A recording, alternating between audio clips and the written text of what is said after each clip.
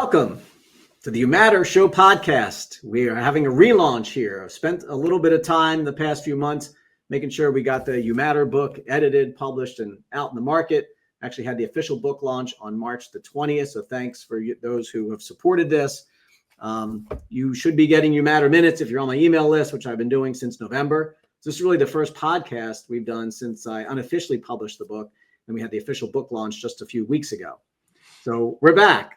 And the whole concept here is my mission is to positively impact the lives of 1 billion people. And that was my why. My how presented itself a few years later when I heard about this You Matter and this card and started a movement, got a book, got the podcast, got You Matter minutes. And I love inviting people here who are going to share the same type of mission because it's important in terms of body and soul that we align ourselves. So I'm thrilled today to have Eric Collett. Eric and I met about a month ago online in a group we're actually both a part of.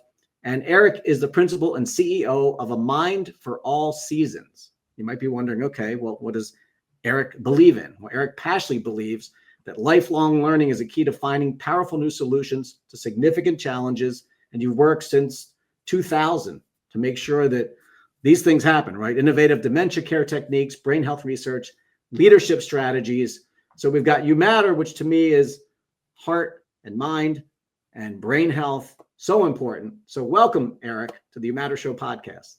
Thank you, Mark. I'm so excited to be with you today for the relaunch of your podcast. It's awesome having you. And thank you for making the time to do this. So first question, Eric, why brain health? I've been interested in the brain since I was a kid, Mark. I wrote a paper about Alzheimer's disease when I was in high school, and I used to actually dream about finding the cure for Alzheimer's disease.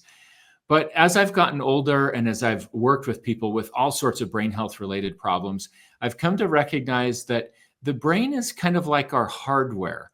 And so many people are spending life focused on their software. They're going to business master classes. They're reading books. They're trying to gain skills. They're practicing at different things. And that's all very important. In the tech world, of course, software matters. But if you're loading new software on old hardware, it never works very well. Like my wife has an old iPad and you can't even upgrade it to the latest iOS version anymore. And she talked to me the other day and said, Eric, I need to get a new iPad because this thing isn't working. I have learned that the brain is like the control tower for everything else. And if you want to get more productive in life, get your hardware working better, get the processing speeds up. And then when you load those new skills on it, everything is better. If you want to have a better relationship with people, make sure that you have optimal brain health, because then you can have greater confidence in the feelings that are coming up because they're being triggered in appropriate ways. And so what are the best techniques you found, so far to help people improve brain health? I know you've worked a lot. You worked in the assisted care living world for quite some time. And what are the techniques that help people improve their brain health? I think there's some foundational things to understand about brain health. And the first principle that I'd share, Mark, is that brain health is never about one thing. And trying to figure out what's the thing that I need to do to get my brain to a better place would be a little bit like asking which ingredient in a cake recipe is the one that makes the cake what it is. If you try to pull out the eggs or the flour or the sugar or the butter, whatever it is, and you say, oh, is that the thing that's most important here? You'd say, well, that's ridiculous. They all work synergistically. And our bodies are a system of systems, kind of like in a car where you have the engine and the transmission and the electrical system and the steering system and the braking system, etc. It all works together. And they're all important. And when it comes to our brain health, the first thing that we have to recognize is that everything in the body affects everything else.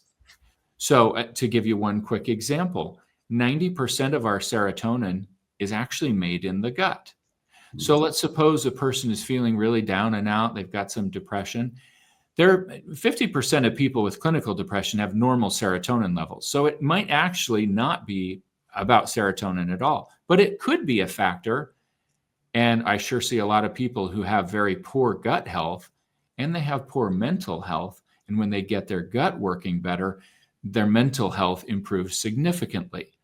Well, that's just one way that the body is a system of systems. Everything is interconnected. It all works together. So understanding that is a fundamental place to start. So you just brought up the example, you are what you eat, right? If you're not feeding your body the right things and you're not focusing on gut health, then that's going to affect your brain health as well. Yeah, absolutely. And we see evidence of that in the world today. Why is it, for example, that celiac disease has gone up 400% since the early 2000s, or autism rates were about 1 in 10,000 in the 70s when you and I were kids, and then it's gotten to 1 in 33 now, and it's worse for the boys even than that. That's a dramatic shift. Why has mental health gone off a cliff? Why has the metabolic health of our country become such a raging disaster? Back in the 70s, doctors never saw people with a fatty liver unless they were raging alcoholics. And now 30 to 40% of the US adult population has a fatty liver. They have non-alcoholic fatty liver disease. Well, that's because our food supply has changed so much and people aren't eating real food as much anymore. They're eating ultra-processed things, and the grocery stores in this country are loaded with aisle after aisle after aisle of things that masquerade as food, but are not what any of our ancestors ever ate. Those things didn't exist.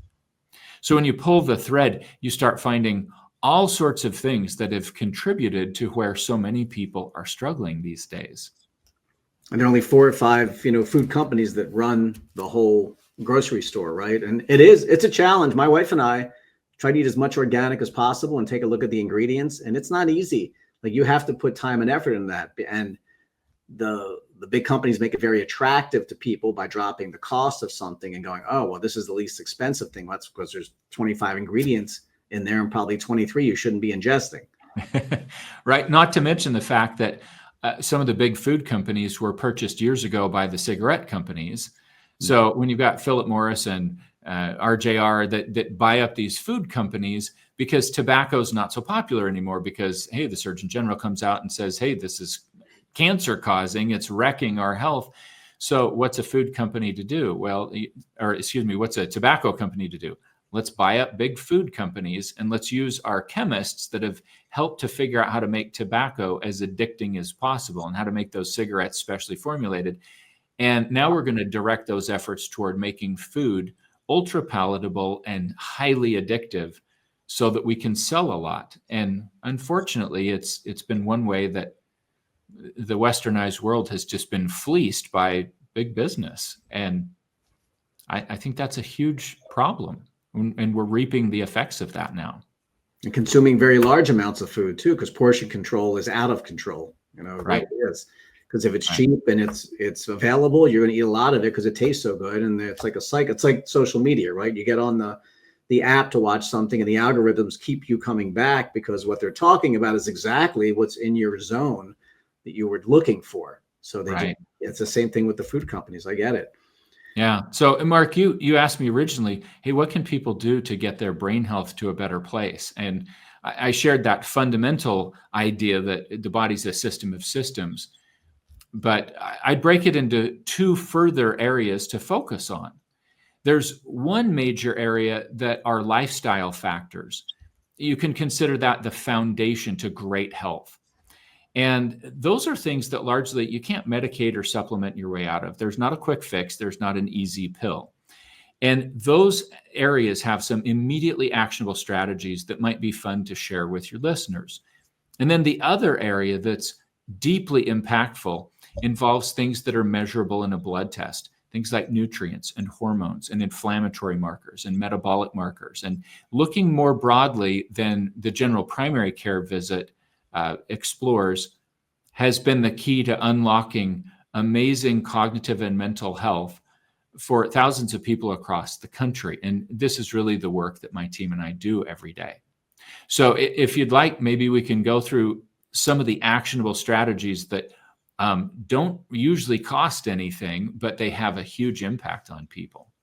I'd love to talk about the lifestyle stuff. I'm reading a book right now, 5 Types of Wealth, and the author Sahil Bloom goes through just a couple of things which are talked about: not eating ultra processed foods, exercise, and sleep. And those things are free. Well, the food isn't free, but 2 of those things are free. So give us your lifestyle tips here that can help people improve their brain health. That'd be very valuable to Yeah, everyone. let's kind of ping pong back and forth a little bit on some of those things. You brought up three things that are absolutely 100% on the list for everybody. So let's pick those apart just a little bit. We could talk all day about any one of those. Of course. But we've already said a little bit about diet. So maybe I'll say just a little bit more about diet, because there's nothing that aggravates a lot of people more than discussions about three things. Everybody knows, oh, in polite company, don't talk about religion or politics. But I think you could add diet to the list because there's so much tribalism. And a lot of people are sick and tired of being sick and tired. And they're looking for answers.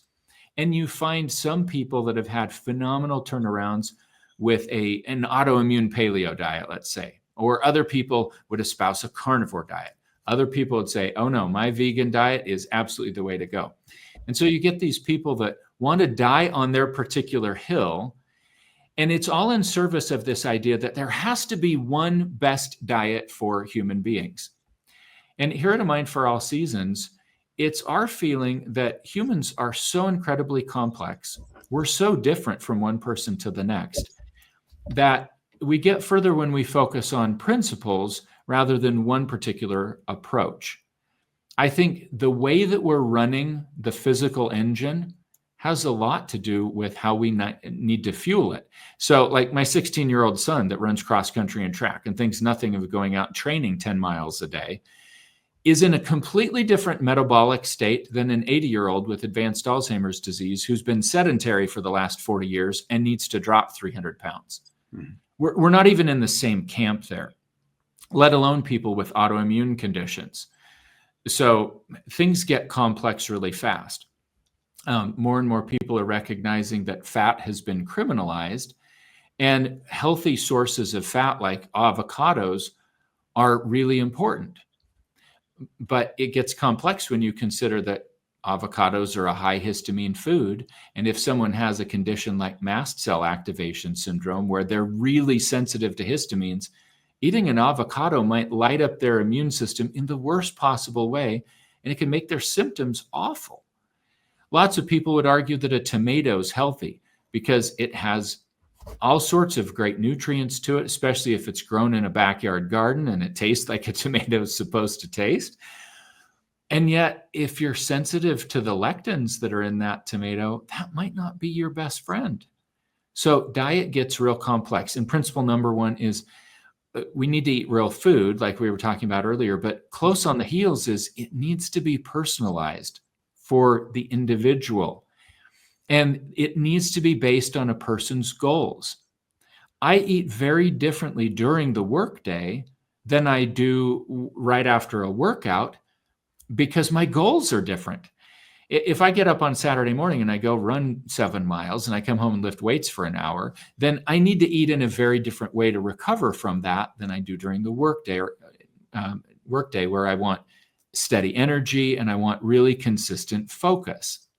So I eat a very low carb, high healthy fat, ketogenic sort of diet during the day. And I keep my sugars really steady.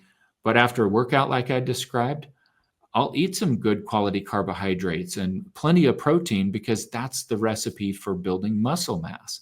Mm-hmm. And that's what works really well for my body. Now, if you're a woman, you need to eat differently. Women's bodies function differently than men. Their muscle composition is differently. Most women don't do very well exercising in a fasted state like men can get away with. So a lot of your female listeners, Mark, need to have some protein before they have a workout or they're going to drag afterward. I was talking to a client yesterday that was struggling because she was trying to do exactly what her husband was doing. And she said, man, I get up and we had this guy, this fitness influencer tell us, you got to get up, hydrate really well, and then just get after your workout and then eat like an hour later. And her husband's doing great and she's doing lousy. She was all shaky and not doing well. And so we had to talk about personalization. One of the things that all of the dietary approaches agree with is whatever you do, you got to control your sugars because elevated blood sugar is so damaging to the tissues of the body. Diabetics go blind and they lose limbs. Your average sugar is a really good predictor of heart attack and stroke risk. It's what goofs up your cholesterol panel more than anything. It makes your triglycerides go sky high. So whatever you do, eat real food and make sure that your average sugars are really good and that you have a healthy insulin response so that you don't become a type 2 diabetic or a type 3 diabetic, which is actually the name in the medical community for Alzheimer's disease. So obviously a lot to unpack there, but those are some of the thoughts about diet and how we fuel our bodies. And don't ever underestimate the power of taking the next right step when it comes to diet. I've seen plenty of people who their first step is to just ditch sodas. And that one thing has been game-changing for so many people. So lots more we could talk about, but I hope that's valuable to people. Yeah, I've ditched sodas. I mean, maybe twice a year at the ball game because with the crushed ice, that's a really good Coke. But for the majority of the year, no, I'm not eating Cokes or sodas anymore. But so here's the thing: what gets measured gets managed. Meaning Absolutely. You have to get tested. You just can't walk around guessing what it is you're going to eat. So, that can be complex. I think sometimes a lot of times people get overwhelmed because as human beings, we're all lazy. What is the easiest way, to figure out what it is your body needs and your system needs for your optimum brain health? How do you do that? Yeah, that's a great question, Mark. When it comes to diet and how to fuel ourselves, I think the first thing to do is to just be more observant, to get really good at watching our bodies and how they respond to different kinds of things and how we feel when we do certain things. So learn to get dialed into what your body is trying to tell you. But there are 4 words that I think could really guide any person through this. And the words are measure, learn, apply, and adjust. So if you measure something related to brain health or related to what you're eating, and then you ask, well, what does the very best research say about this thing? And how might that apply to me? And then you take that third step and you apply it. And then you look at what happens as a result of that, and then you make adjustments to get better and better results. That's going to be helpful for people. And you're always limited by the degree to which you measure. So, for example, one measure of metabolic health is stepping on a scale and seeing what happens. And if you do that, most people will see, if I eat a higher carbohydrate dinner, I'm going to weigh a little bit more the next day because I'll retain a little bit more fluid. If I eat a really low carb dinner, then that tends to drop the scale weight just a little bit from day to day. Stepping on the scale is not the full picture, though. You're always limited by how much you measure. So something that everyone gets checked in a standard physical is a metabolic panel, and that includes your blood glucose, your fasting glucose, because most people do that test without any food in their belly. Well, fasting glucose, ideally, for most people, if they're metabolically really healthy, would be right around 85-ish. Your doctor would probably tell you, well, less than 100. But here's the deal. You're limited by the amount that you measure because your body will work really hard to keep your fasting blood sugar under 100. So what happens if you check fasting insulin? Well, insulin is the hormone that helps to deliver sugar to the cells so it can be converted into energy. And if you eat a lot more sugar, your pancreas has to produce a lot more insulin to reduce that blood sugar and get it all delivered. When insulin goes up, the receptors for insulin become less and less sensitive over time. It's kind of like yelling. If someone yells, we downregulate, we cover our ears. If someone whispers, we lean in, we become more sensitive. Well, here's how people become type 2 diabetics, Mark. We eat high carbohydrate diet, especially with lots of high fructose corn syrup and the kinds of sugars that you find in ultra-processed food, which is a recipe for needing a really big insulin response. And when my team and I check fasting insulin on the thousands of people around the country we serve, we see that they might have a fasting blood sugar of 98, but their fasting insulin might be 20. And optimally, it'd be more like 4 to 6. So that tells us, oh, wow, they've got metabolic problems. This is an issue and it's been going on for a while. It takes about 10 years for that fasting insulin level to keep climbing, climbing, climbing. Meanwhile, insulin's the hormone of growth and storage, and so they're gaining weight. Their clothes are getting tighter and tighter. They're having to buy a new wardrobe. They're frustrated with that. But they go to the checkup, and the primary care doc says, well, at least your sugars are looking good. Yeah, you could stand to lose some weight here. But they don't understand the real problem is high insulin, and that's getting worse. So if people would check not only the fasting glucose, but fasting insulin, and a lot of primary care doctors are getting the memo on this, they're starting to do that.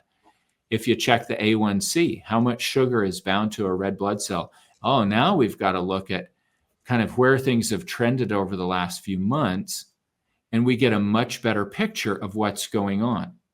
And if the goal is to improve insulin sensitivity, then we need to stop provoking so much of an insulin response.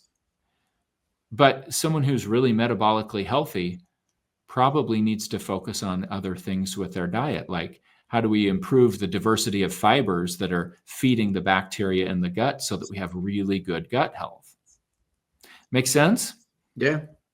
And so let's talk about two other things I mentioned, like movement and sleep in terms of brain health, how I would assume very important to make sure that your brain is operating at, maximum capacity.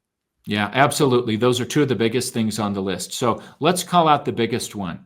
If somebody said, Eric, what lifestyle factor is most important out of all of these, even though they all truly matter, I would have to pick sleep. Because one day without food actually has some physiological benefits. Nothing bad happens. And you can live for many days without eating because your body will just shift over and burn fat stores. If you don't exercise for one day, nothing bad happens, which is exactly why it's so hard for people to keep up an exercise routine, because literally nothing bad happens if you skip one day. It's kind of like drinking that 1 or 2 sodas a year that you mentioned, Mark. Nothing bad happens when you do that. But when you do it day after day, and even multiple times a day, then it becomes problematic. But if you skip one night of sleep, it wrecks us. And that says something about how important sleep is. So sleep is not for the weak. You have to sleep to be superior. And we've learned since about 2013, 2014, why it's so critical. You've probably heard of the lymphatic system. It's the sewer system of the body. Researchers have known for a long time, decades, that the lymphatic system does not go past the blood-brain barrier. It doesn't go up into the brain. So they've theorized that there has to be a way to clear misfolded proteins and cellular waste and debris out of the brain. How do you take the trash out? But it's only been since about 2014 that imaging and research was good enough to prove that what's now called the glymphatic system exists. So here's what happens. When we're asleep, the brain shrinks a little bit, the fluid-filled spaces, the ventricles open up, the body makes about 1.5 cups of new cerebrospinal fluid, and it literally bathes the brain in that fluid to help flush out things like amyloid beta protein that clumps up and forms the plaques in the Alzheimer's brain. So it's literally when the brain takes out the trash. And on top of that, research that came out about 2 months ago shows that the body produces these slow waves of norepinephrine that kind of have a pumping action to help pump all that waste up and then flush it out. It's a miraculous and intricate system that our bodies and brains have. So if we're not getting 7 to 8 hours of good, deep, restful sleep every night, then over time, the trash builds up and we develop huge problems. So that begs the question, well, how do you optimize your sleep? That's a complex question, but here's some low-hanging fruit for people. First of all, I have to acknowledge every time I talk about sleep, a lot of the women in the audience say, hey, I was fine until I hit menopause, and then I just really started to struggle. That's a very real thing. And a lot of that is driven by the drop in progesterone. And if you talk to a great functional medicine provider or doctor that's in the know about hormones and how they affect women's health, then using some bioidentical progesterone is so helpful for many women. I'm not suggesting it's the answer for every single person, but that can make a real difference. One thing that both men and women need to pay attention to, though, is getting screened for sleep apnea. And these days, there are all sorts of wearable devices, whether it's an Oura ring or a Looky-Tech ring or things like that, or your Apple products that allow you to check things. If your sleep scores are not good, or if you're not having good oxygen levels at night, your brain is not going to function very well. Having untreated sleep apnea is like having a concussion every night of your life. Literally, it will wreck your brain. So make sure that you get screened for that. And plenty of people don't snore. They might be really thin, and they might still have a problem with sleep apnea. Other things that affect our sleep include a good night's sleep really starts the morning before. When you get out and you get blue wavelengths of sunlight in the morning, those wavelengths literally hit the receptors in the eye that set the body clock and prepare our body for a cascade of hormonal releases that happen about 12 hours later that help prepare us for good, deep, restful sleep. It's also important to move regularly throughout the day, because when we're moving lymph, that actually improves glymphatic functioning. That clean cycle of the brain is going to work a lot better if you're exercising regularly. So get up and move consistently throughout the day. That makes a huge difference for people. And then when you're getting closer to bedtime, not only is it important to have a set time that you go to bed every night and that you get up every morning, but have a shutdown routine. Start dimming lights an hour to an hour and a half before it's time to be in bed, so that you're signaling to your body, oh, hey, sun's gone down. The lights are dimming. It's time for sleep. We have to do something to combat all this artificial light that we have in our world. And I'm sure most people have heard, stay away from screens, not only because they're emotionally stimulating and it's easy to sit in bed and binge watch Netflix. We've all been there. But those screens are also literally suppressing melatonin, which is important to ramp up at night so that you prepare for deep, restful sleep. And if you want to go all in, put a red light in the replace the bulb in the bedside lamp with a red one, because red wavelengths of light help to stimulate that melatonin release. And if you like to read a few pages before you drift off to sleep, try doing it under red light. That makes a difference for some people. That's a great point. I didn't even know about the red lights. And I do know about trying to make a bedtime routine. And my wife and I go to bed around the same time each night. But this time of year is baseball season, so it's on.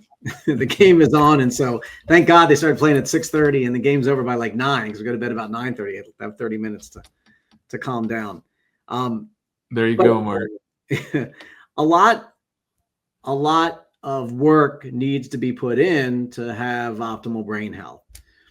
Once again, people are lazy. So with everything you talked about, Eric, if there was one thing or maybe two things they could start with, what would those two things be to say, okay, I want to get on the journey? And then we'll talk about how people can find you and get more information. But one or two things that if I was going to start in the next 24 hours to improve my brain health, what would it be?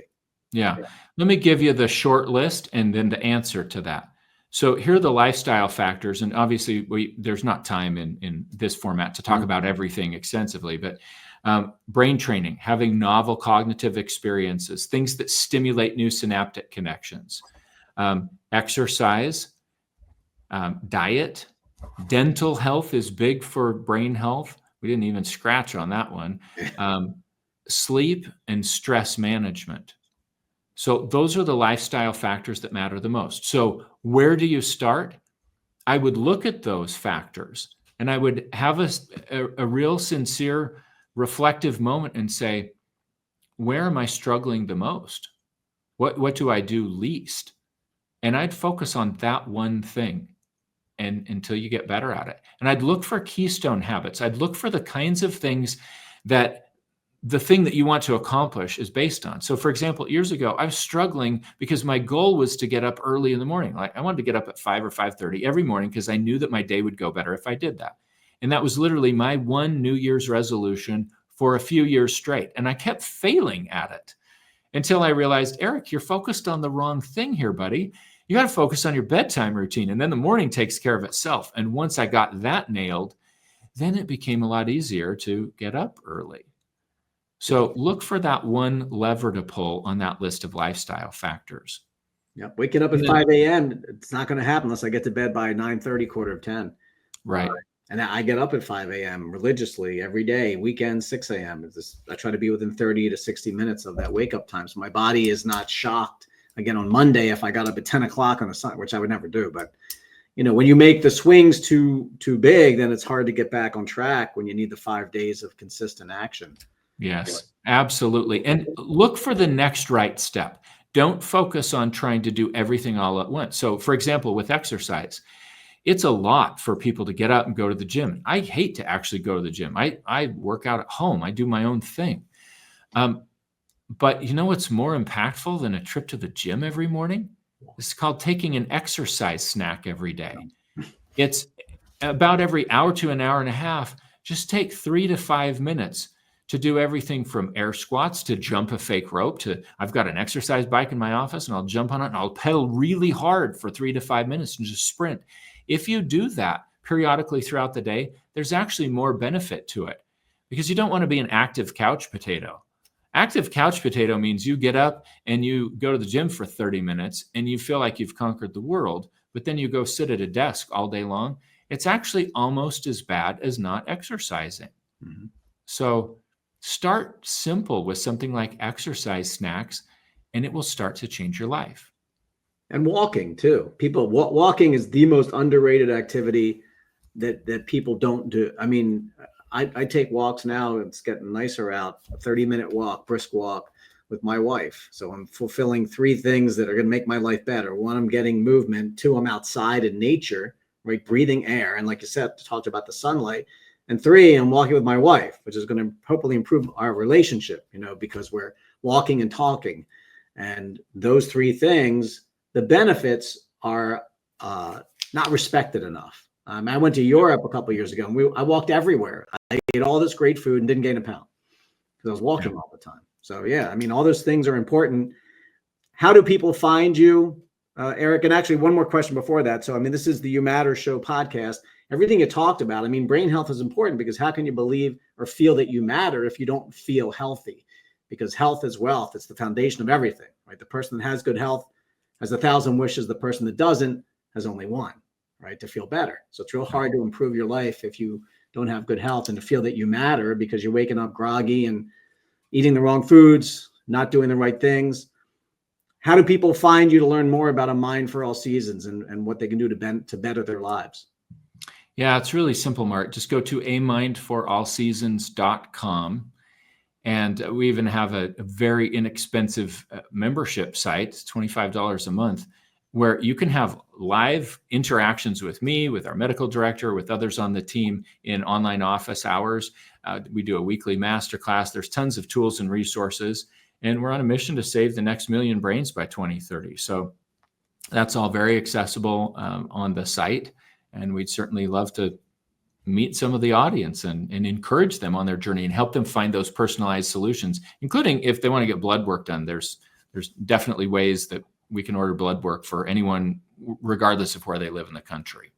That's fantastic. All right. So mindforallseasons.com. And you also do something called Caregiver Minutes as well, correct? Yes. So it's a little bit like the You Matter Minute, except it's like 3 to 7 minutes long, where I talk about something about the latest research in brain science, or I talk about how to take better care of ourselves or how to influence other people effectively. And it started as a labor of love for long-term care professionals, as well as family members taking care of people with Alzheimer's and other dementing illnesses. But over the years, it just sort of grew into a general audience that wants to learn about how to live a little bit better. And they want to learn one principle that day that they can apply in their life. So go to amindforallseasons.com/caregiver minute. Terrific. We'll put that in the podcast description there too. And if people want to get the You Matter Minute, it's youmatterminute.com. Hopefully complimentary to what it is that you're doing with the brain health. Anytime that you didn't feel that you mattered, Eric, and kind of how did you handle that? Because that's always a benefit to the audience here, because overcoming challenges and adversities and talking about it helps us all learn. Yeah, there is a time that stands out, Mark, and I was actually, it's one I've never forgotten, but I was even reminded about it when I read your book. because you talked about some similar experiences with athletics as a kid. Like you, I grew up with a dad who, he was busy growing a company. He ran his own business for 40 years. And he likes basketball, but he wasn't much of a baseball fan. And when I decided to join the baseball team and do Little League, he didn't really go out and throw the ball around with me in the backyard. And I was not very good. And I tried to play for a few seasons. And that last season that I played, I had a coach that was just, looking back, not somebody who should have been coaching youth. He would make fun of people when they struck out. And I remember a game where I stepped up to the plate and I was nervous as all get out. All of these parents' eyes were on me. And I heard the coach turn to the other parents and he literally said, "Oh, great, Collett's at bat. We'll never bring him home with this." And I was furious. And I was so nervous that not only did I strike out, but I quit. I walked off. I just looked at him and I said, "I'm done." And I left the field in the middle of the game and I walked home in shame. And I hated athletes for years. Like it was really hard for me to not look with disdain at athletes. And I don't remember exactly when I left that behind, except I was really trying by the time I was in my teens to be more kind and to be more accepting. And I had some really good friends that were great examples of that. And they inspired me to be better. And now I smile because many of my clients are NFL players or former NFL players, or they're other collegiate or professional athletes, because we help people with all sorts of brain-related issues, including dealing with mild traumatic brain injury and TBIs and post-concussion syndrome and so forth. And they're some of my very favorite clients. I love working with these athletes. So I really do feel like that's behind me. But I truly felt in that moment when the coach mocked me that I did not matter. And I wanted to matter so badly. I wanted to be good at baseball. And I'm still not good at baseball. That's okay. That's not your profession or your zone of genius or your vocation. So that's all right. You can still be a fan. Yeah. Look, it didn't happen to you. It happened for you. Right? Agreed. These are all negative experiences we have, which can be replaced by lessons and learnings if you actually go back and say, you know what? This happened for me. I learned something from it. And so what can I do with what I learned to move forward? And it's just the universe conspiring on your behalf that you would be working with athletes as some of your favorite clients, because everything goes in cycles, right? What goes around comes around. And so it's amazing how the world works. And you end up working with people that you didn't like to begin with. And now you do. So awesome. Eric, I appreciate your time here on this You Matter Show podcast. Again, the official relaunch, A Mind for All Seasons, where you can find Eric Collett, amindforallseasons.com. The youmatterminute.com. You can get your You Matter Minutes free 5 days a week. And youmatternb.com. If you want to go there, you can check out the book, check out the song. We got some swag. There's some coaching. Or go to Amazon. You can find You Matter, Mark Brudzinski, for the recent publication of the You Matter book. Because the deepest principle in human nature is the craving to be appreciated. We appreciate you for being here, Eric. Appreciate you for joining us. And see you next time on the You Matter Show podcast. Thank you, Eric. Thank you so much, Mark. All right. See ya.